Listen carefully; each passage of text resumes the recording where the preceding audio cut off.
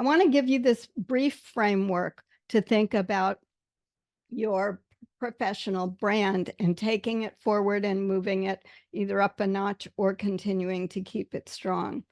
Some of these phrases I've said for many years. This really comes out of the world of having you understand that you can't get everything all at once. So when someone says to me, Sue, I need help with my LinkedIn profile, I need to be able to use it tomorrow, I say, great. There are certain things you can do, but it's not going to get you everywhere that you can get with LinkedIn, other social media, other in-person events and connections even. So the first step is your visibility. You increase your visibility by what I call seeing and being seen. The first step is about reach. The second step, credibility, more about access. And you may have heard these words. We've used them also in behavior change, reaching people with messages to build awareness, and then access, getting the ability to learn and incorporate knowledge. And I'm calling the third step impact because it goes beyond getting known and noticed, but it's when you are recognized. It's that top level of reputation where you are now being recognized and known in a larger world of people you may not realize and actually know who you are.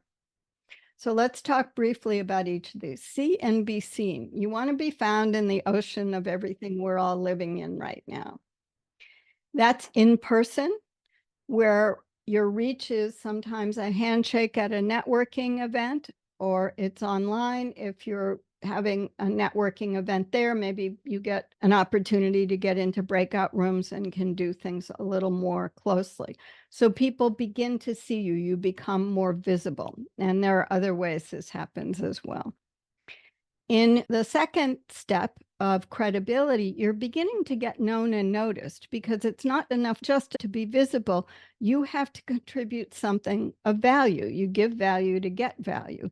And this becomes what you receive by sharing your expertise. And every one of you worked with Ron and me in the course or have worked with me over time, and you all know how to talk about your expertise in a way that's comfortable for you, evidence-based results, of course, and helps you be seen as an expert in what you're doing.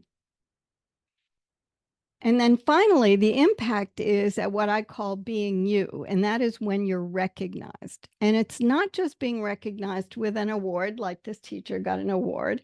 She got an award not just because she got that award that day, she got an award for showing up, being consistent, and all the things that go along with all of what we want in our professional branding.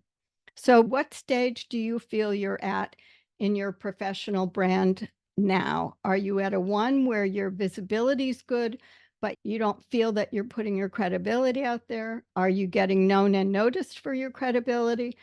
And are you actually recognized for what you bring? And although I've used and will use a lot of examples from online because that proliferates in our life, many of you have very demanding and interesting jobs where you may start to, where you want to say, Sue, I'm already at the impact. They know who I am. I'm doing these great workshops all over the world. There's no absolute where you are on this. I consider myself very strong in 2.